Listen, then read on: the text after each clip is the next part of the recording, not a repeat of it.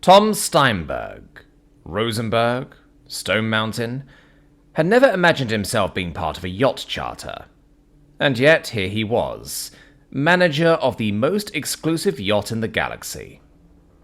At least, that was his cover, for if anyone asked why he hung out with Prince Adam and went on long adventures across the Imperium, after all, you couldn't tell people you were in the Inquisition, right?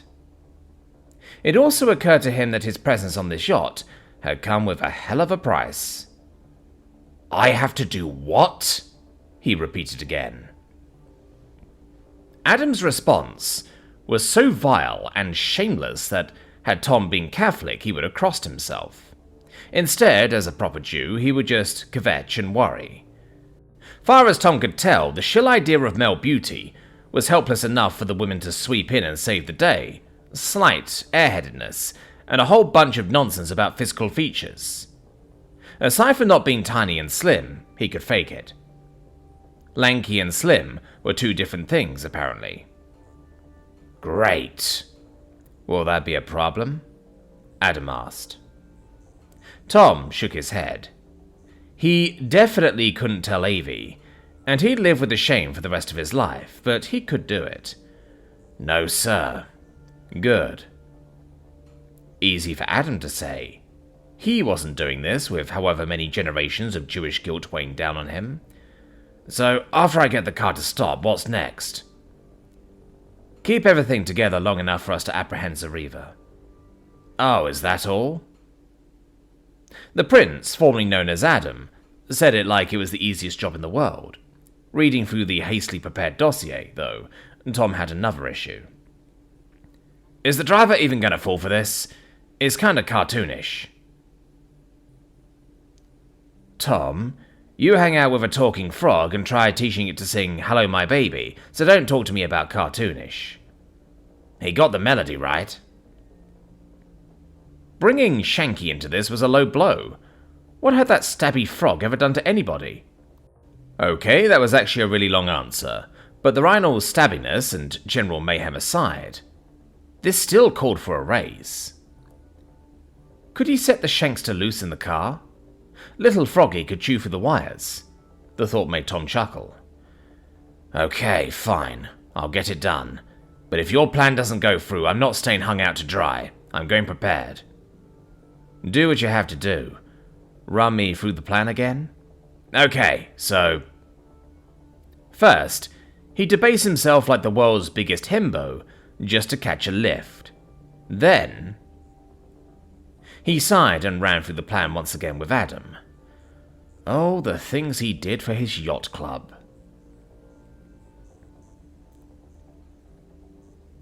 Shalea Lenar Co Pelevon slipped outside the hospital room and shut the door.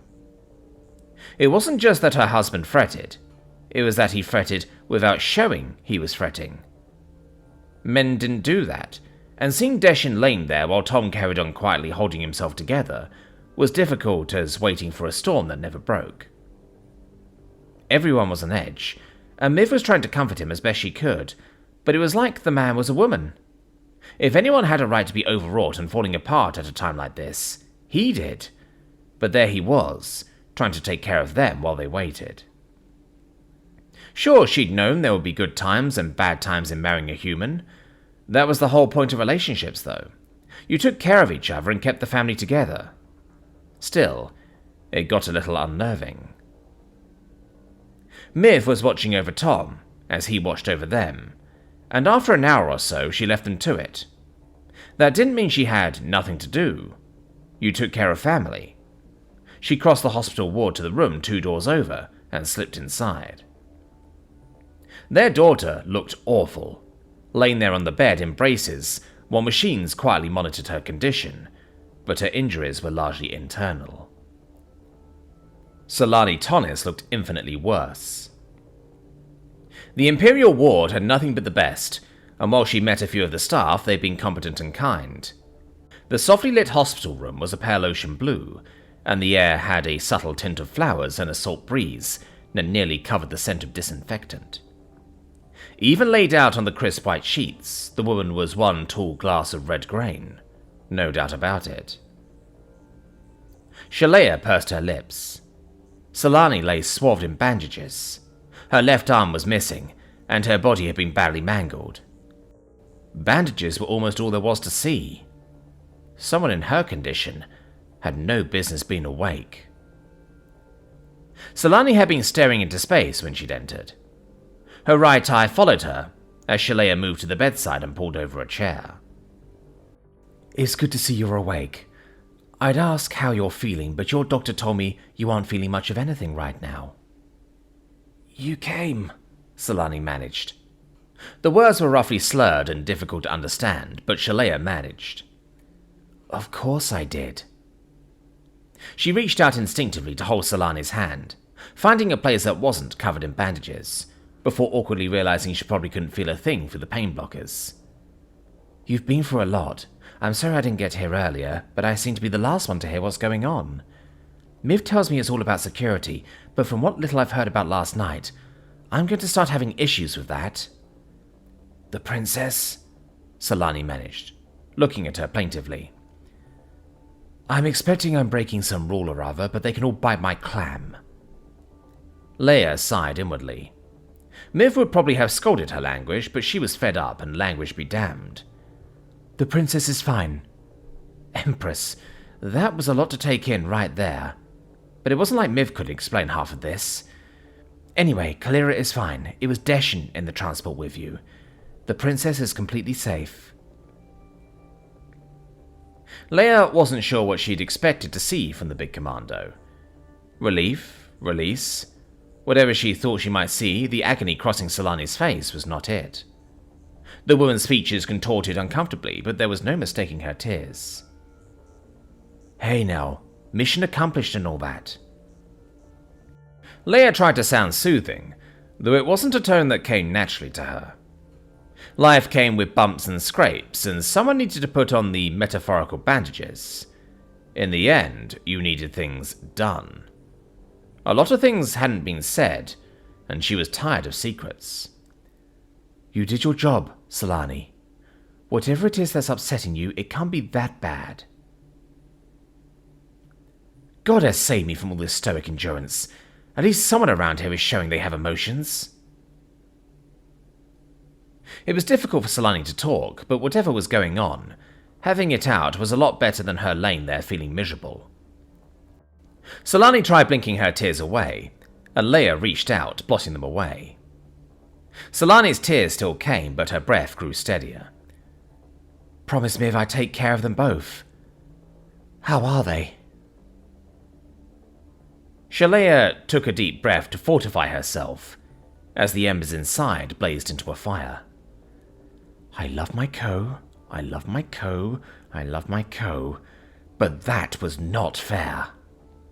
"Well, since Princess Kalira is safe, I'm guessing you mean Desi and Tom." Leia stuffed her aggravation down and set it aside, the way a good teacher had to, and pondered what to say. Solani already felt bad enough, and she decided to edit things just a little. "Desi is resting, and Tom is, well, I don't know. Being human, I suppose. Not going to pieces, but deeps if I know what he's thinking. He can be such kind of a girl." Solani's laugh was muted, and it made her wince. But while she was still crying, a smile tugged at the corner of her mouth. "Oh, thanks, Shamanto, it's not just me. Honestly, if he were a Shilvanti guy, I don't know what to do. I've been in the room with him and Miver for the last hour trying to figure out what's going on with him. At least, once I got my head around everything you've all been up to." Leia huffed once, as much for theatre as anything else. Sometimes teaching meant putting on a good act, and it seemed like Solani needed one. "Anyway, they'll be over. They were sick about Desi, but I nominated myself to come over once I heard you were awake. I just can't sit around going stir-crazy." It was hard to read Solani's expression with all the bruising, but the irony showed through anyway. "Yes, I know you have to stay here, but you're not going to go through recovery alone. Tom is exhausted and he said he'd come over, though I don't think he knows up from down right now. I'm not sure how he's still on his feet," Leia said firmly, though she tried to tease out another smile. "Endurance seems to be a human thing. Trust me, you'll find out. Distress washed over Solani's face again, and she tried shaking her head. Don't want him. See me like this. Failed. Oh no! I am not putting up with this from you too. It's bad enough with everyone else putting on a tough girl act, especially Tom. You're hurt. Desi's hurt. I'm still finding out how little I knew about what's going on, and I thought cannibals attacking my fiancé and unconsecrated strippers at my wedding was the worst of it. Leia said hotly. You'd better pull yourself together, because I am not going to go through all this as the only practical woman in this family. He won't want to see me like this. Solani's voice choked as her eyes misted over. Won't want me now. Won't want you like what? Injured? My mothers are all veterans. Tom is a veteran. You're in the best hospital on Shill. You won't even have any scars. Leia braced herself.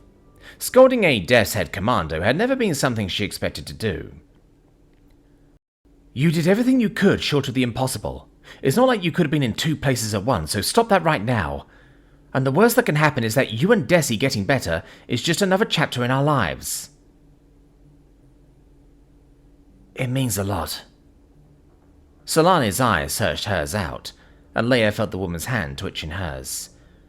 Scared to lose. You are not doing this alone. Leia leaned down by the bed and hugged Solani, being careful of the monitor feeds. And you are not losing anyone, thank you very much. From what I hear, you've been there for all of us. It's just my turn to take care of our youngest co. Solani's expression grew wide as she croaked, Co? Titan times. Solani Tunnis, I am too old and going through too much nonsense to do it as the youngest wife. And if you haven't earned the right to be part of this family, I don't know who has. She nodded firmly. You get better while Miv and I deal with Tom. If he doesn't propose to you after all this, then so help me, we will make that man swim over the Dees without a life preserver. The Imperial ward of the Prince Ardava Royal Hospital was spacious, offering nothing but the best. The best, apparently, included an apartment where family members could stay by the ward. Tom hadn't seen it yet. It seemed better to sit at Desi's bedside, even after Mavere arrived. He knew he was a mess. His eyes felt like sandpaper, and he'd kill for a cup of coffee. But sleep? Sleep was an impossibility.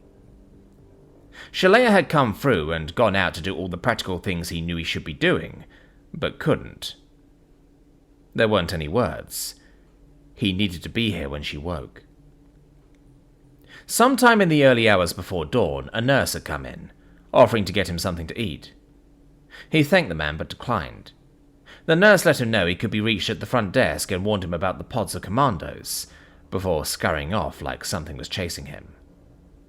Otherwise, the room was quiet. Miv napped fitfully on the chair, while Tom curled into her side. They stayed with me when I was here. Did they feel this powerless? The sense of helplessness was gutting him. Before, back on Earth, there had been no hospital for his wife and daughter. No waiting for the hours after the news arrived, confirming they had been where he knew they'd been. The strike that had taken out the old army post had spattered his house with debris and blown the windows out. Confirmation had been a mercy, but there had been precious little to wait for. Not that I'd do anything different. I swear to God, if I ever get my hands on whoever started all this. And that was it, wasn't it?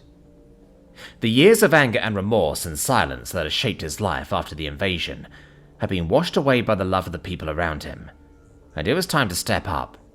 Not with a sword in the dark, but just by being here, in all the quiet, empty hours. There was Solani to see, and let's see. He could deal with Lamana Duvari later. Hopefully learn if all this had been worth it. Call Adam, maybe.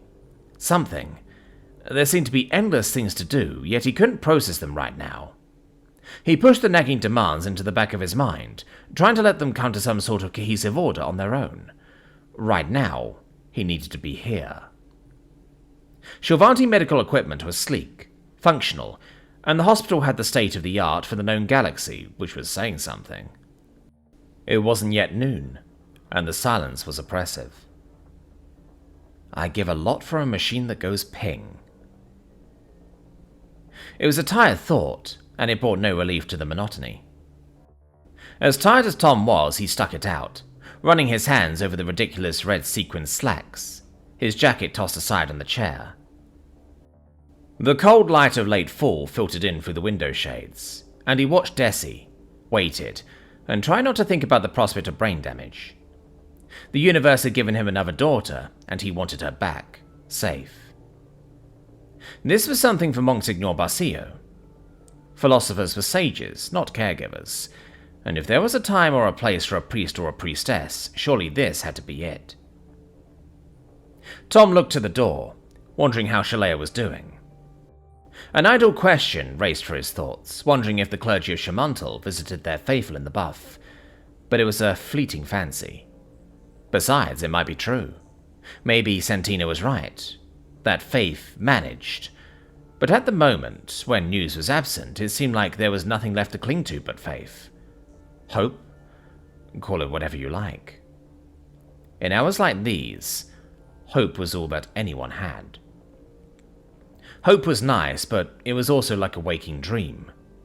He wanted to wake up and see Desi whole and healthy, but this was reality. Trying to live on hope was like asking to die of starvation, but there were times when hope delivered, if you made it happen.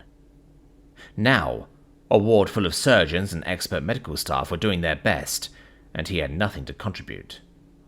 So there would have to be hope. I don't ask for much, and I don't believe. I don't know if you're a man or a woman or a Shilvanti goddess or if you exist. The universe is amazing enough as it is, and it seems ungrateful to ask for more, but I have to talk to someone, even if it's just me talking to myself. Tom had been resting his head in his hands, but old habits died hard, and he clasped his hands, whispering, "Even if it's just me, begging to infinity, please, let her wake up all right." Tom licked his lips and opened his eyes, hoping against hope that Desi might wake up then and there. Nothing happened. Her chest rose and fell, and the silence lingered on. He shook himself. It would be time to wake up Miv soon.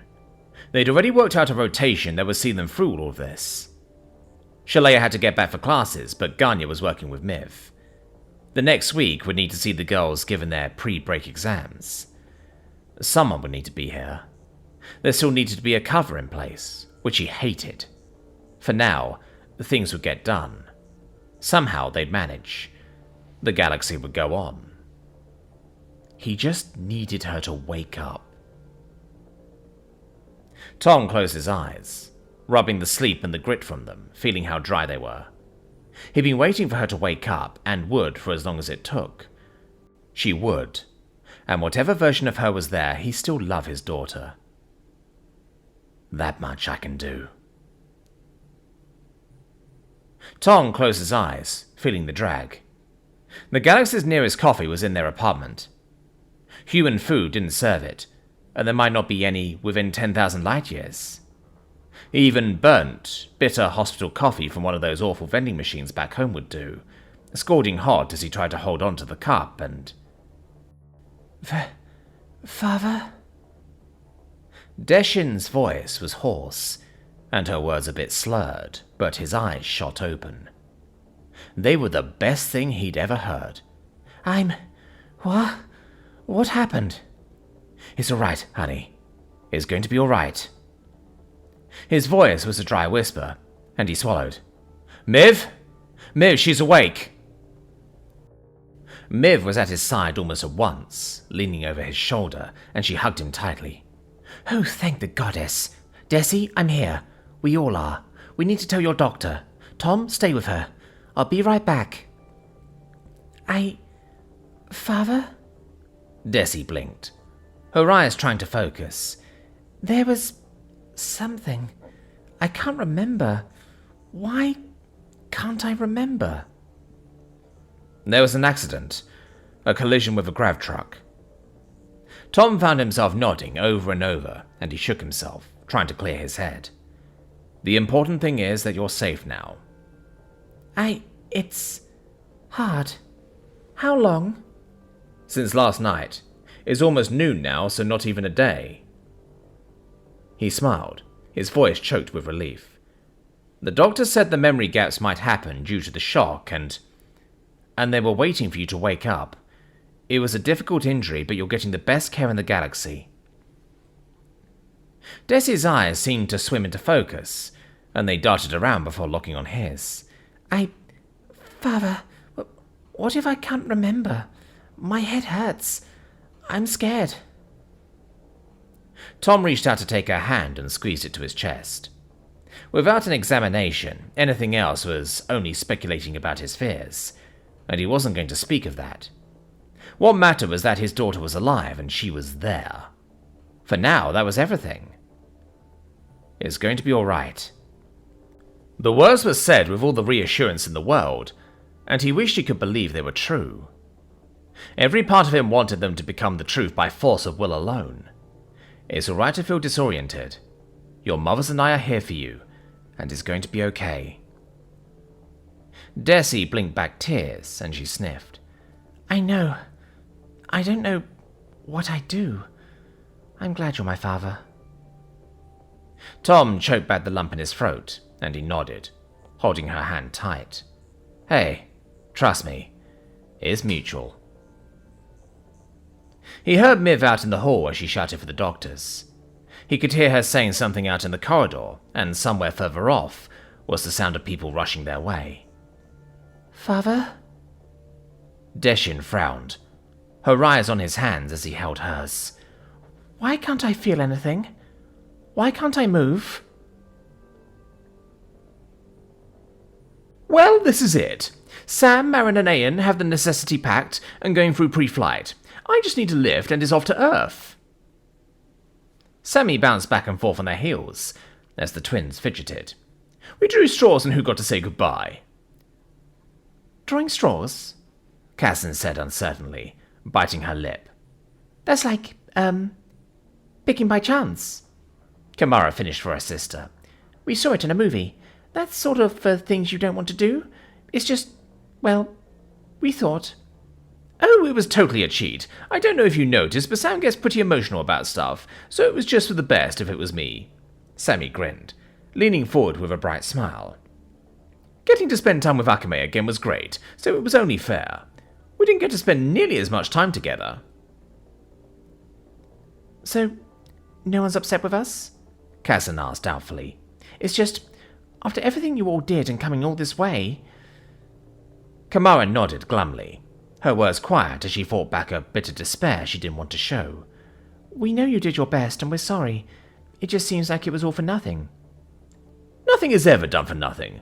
The universe can't help but notice. Sammy looked up at them both, regarding them solemnly, before breaking out into a smile as the words tumbled out in a giddy rush. Besides, we got a neat holographic trophy and dinner was epic.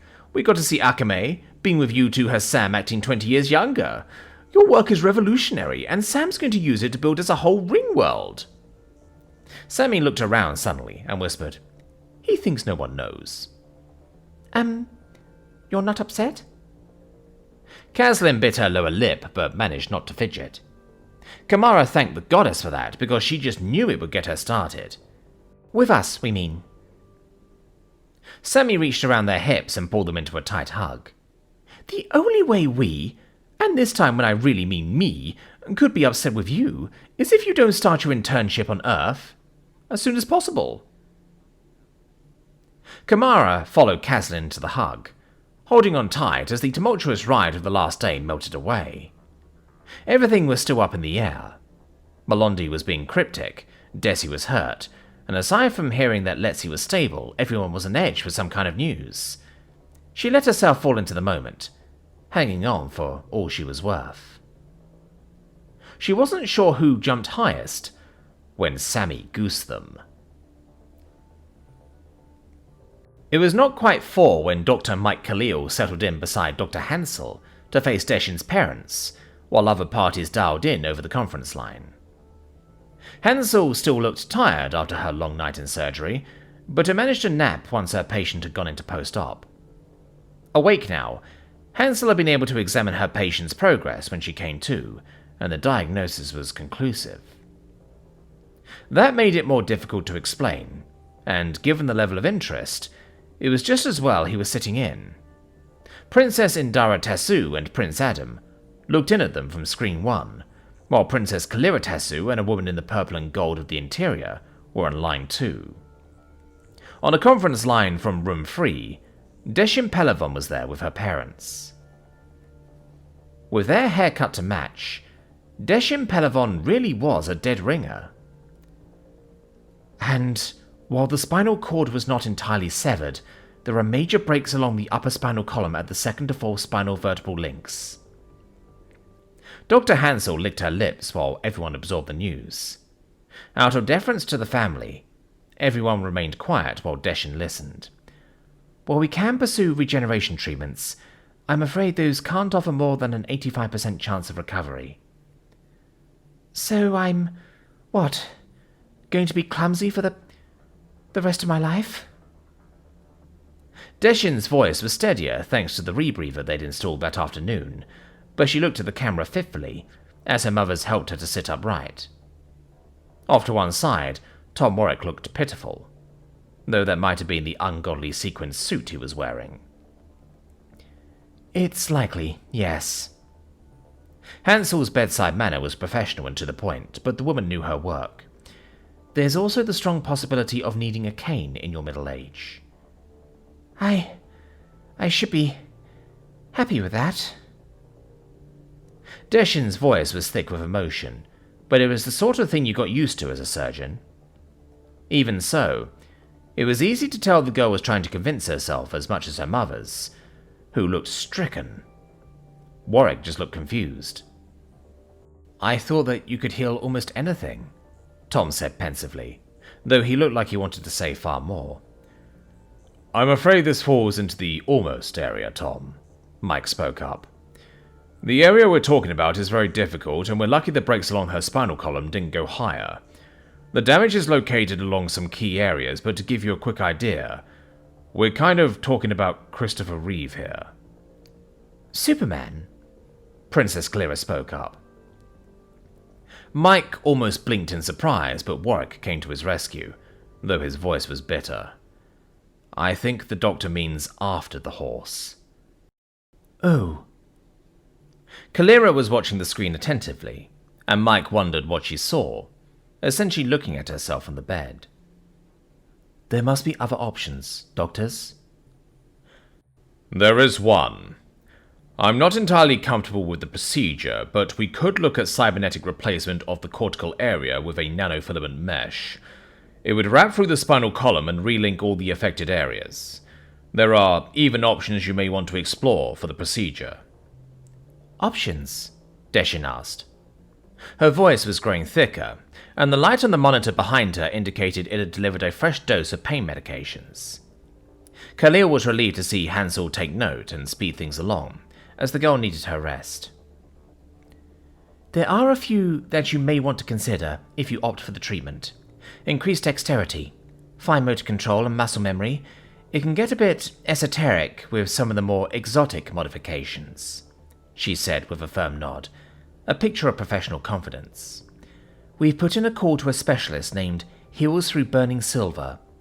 If you decide that it's something you'd like to explore, we can bring her in. Just at the moment, you need some time to talk with Princess Indara. Mike saw the confusion on Tom Warwick's face and knew the question was coming. What? I know the princesses are taking care of Desi and Letzi, and you've authorized top treatments for Captain Tonnis and Sergeant Vaco. Forgive me, this is going to sound rude, and I don't want it to. But what does this have to do with Desi's treatment? We understand your concerns, Tom, and the palace wanted to know Deshin's condition as soon as possible. Mike pressed into the conversation, catching a thankful look from Hansel.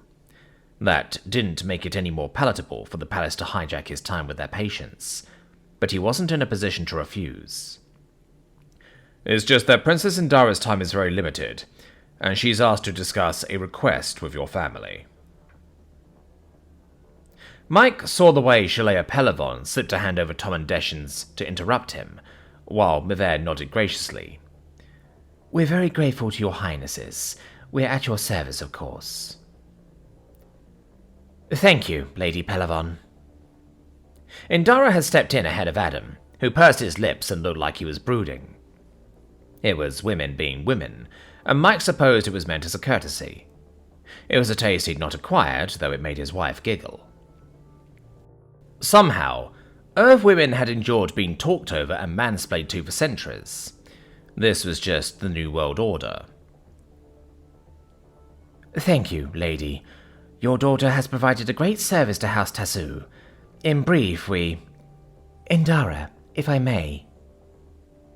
Kalira spoke softly, but something about her tone carried through.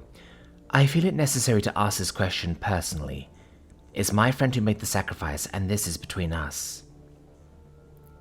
Indara paused briefly, and something he couldn't quite identify passed between them, but she nodded and settled back from the screen. Desi, I'm sorry this happened, but Indara can't explain yet. But I need to ask. Kalira's voice softened, but she squared her shoulders as if she was pressing into the wind. Are you willing to be me for just one more day? After the call was done, Tom excused himself to get some air, leaving Desi with Miv and Leia. Ostensibly, he said he needed some rest, and he knew he looked like hell, but it was a flimsy excuse. He was angry, and he knew it showed. The request to his family, to Miv, Leia, and Desi, had left him feeling like a third wheel. Indara, well, Princess Indara, had been polite and deferential, but Mel... Face it, man. She was wearing her Kalira face. That's who she is. Realizing the shoe was on the other foot didn't help. There was the question. Melondi was Kalira, but what was in her name? There was the question of who she was, but the what was another matter. How much did he know about the workings of Shilvanti nobility? Earth was still transitioning from a yellow zone into that awful puke green nobody liked. His life hadn't prepared him for this. What the hell did you say to a galactic empress? You couldn't invite Ming the Merciless to a PTA meeting. So, Ming, I have to tell you that Princess Aura is disrupting the class on World War II by trying to take over the Earth. Yes, I do want her to draw her own conclusions, but dropping an asteroid on Poughkeepsie? Was that a problem? Not really. Kamalesh was no Ming, and it felt like Melondi responded to what he was saying.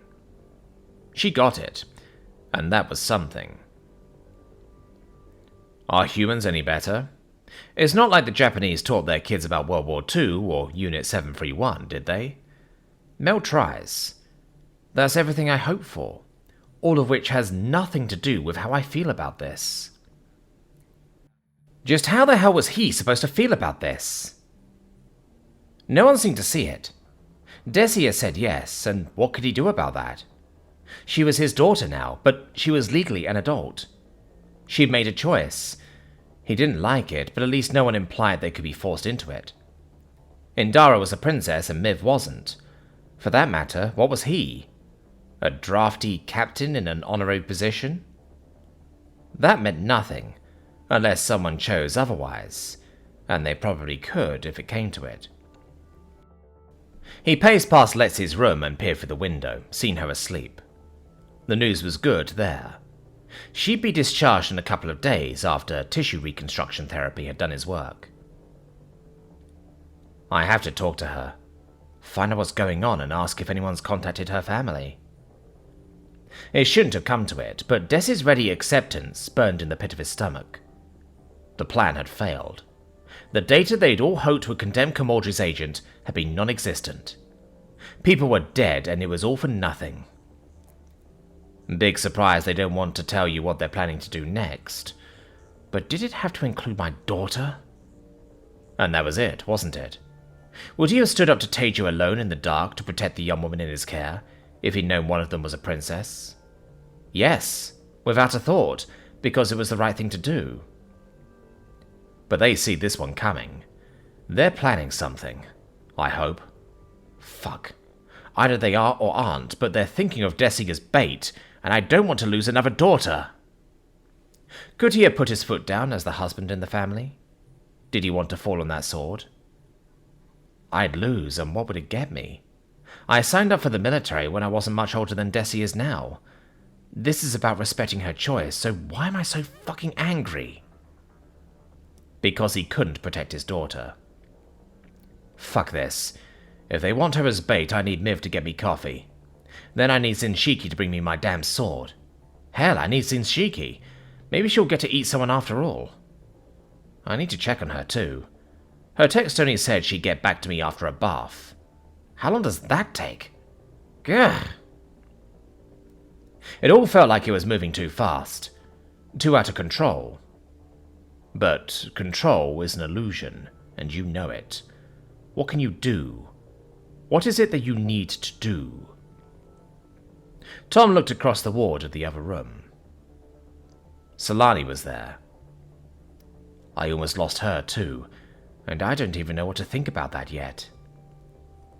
There was only one way to find out, and he crossed the ward toward her room. Sitting down with Solani caught Tom off as nothing else could.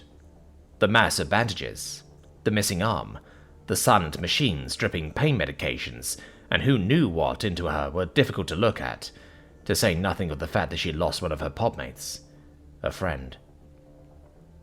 Tom settled in and made awkward conversation, asking how she was. The look on Solani's face was unreadable, but she looked... what? Nervous? Apprehensive? Isn't that what I should be feeling? This isn't my idea of a first date, and it's not like Miv and Leia haven't made themselves plain. What made a marriage, anyway? A desire to care for someone? To know and love them? Cherish them? Make a life together? Humans had always treated the heart like an exclusive club with room for 2 members, and the Shrivanti didn't. What more could I ever ask of her to show she cares? Awkward pleasantries aside, Tom reached out for Solani's hand. It felt like the right thing to do.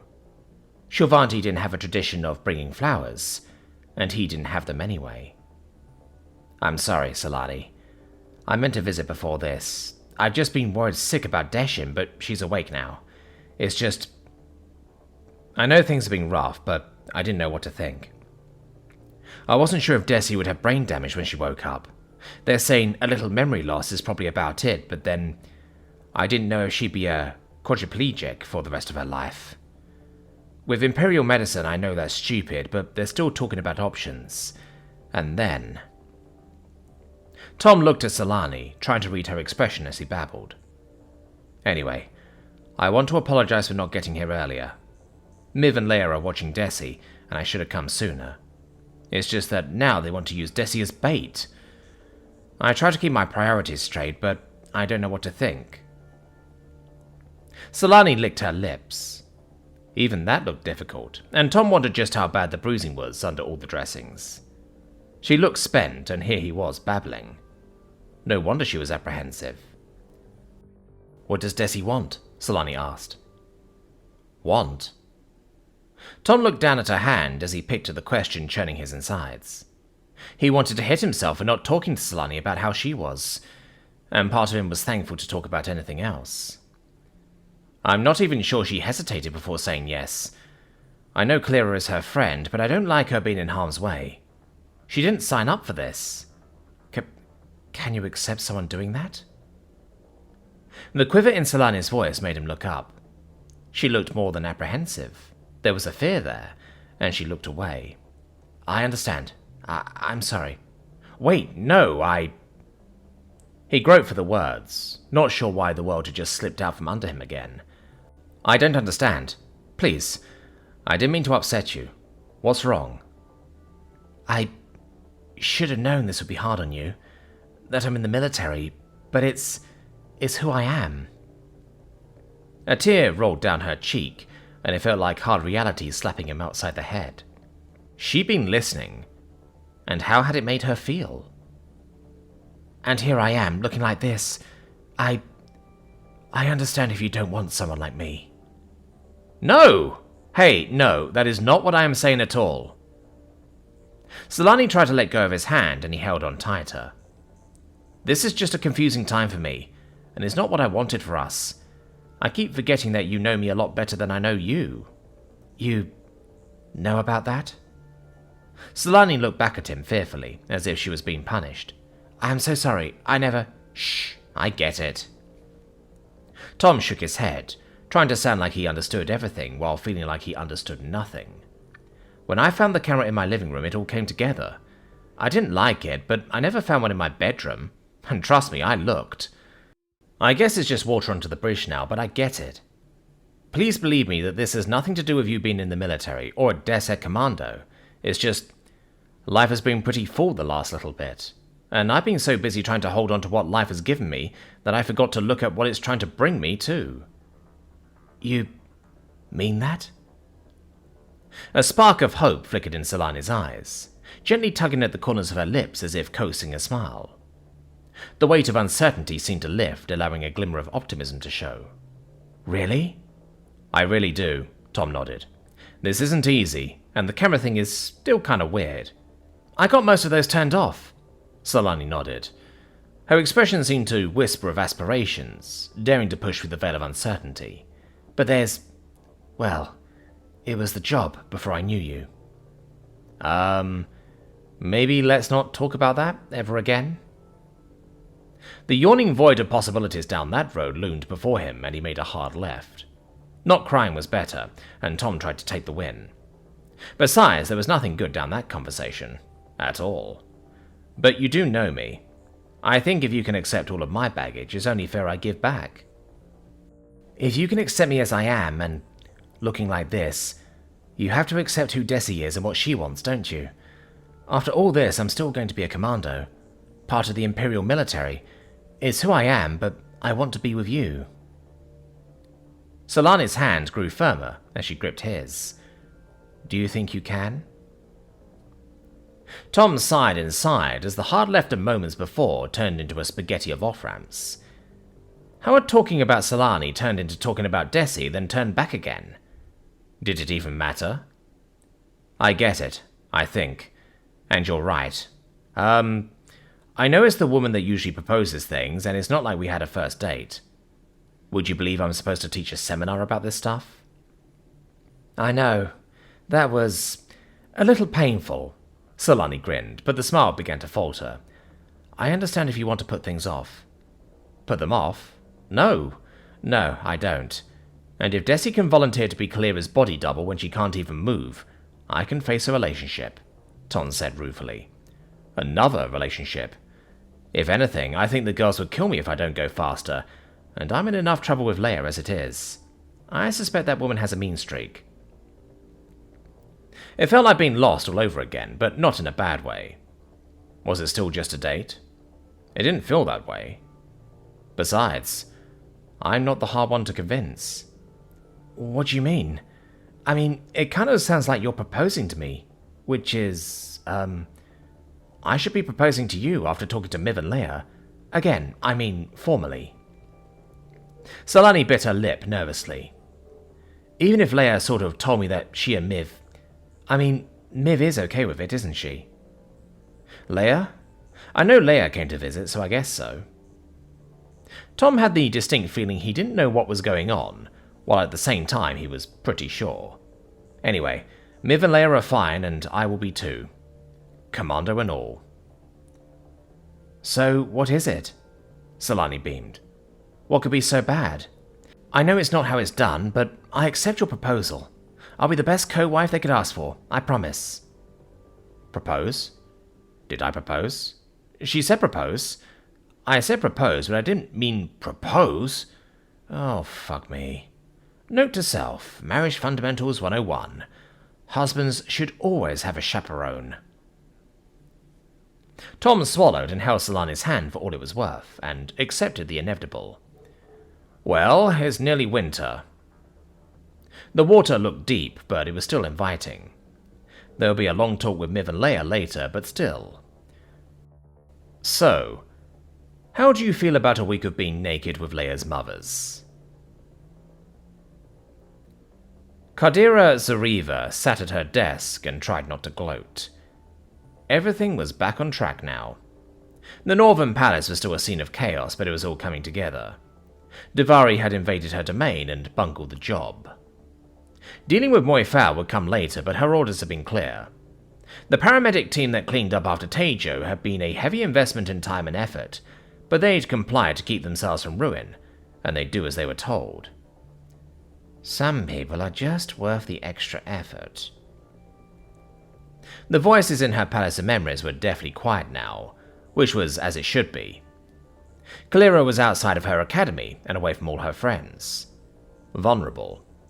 No innocent bystanders from the nobility. The medics might balk, but they would do as they were told.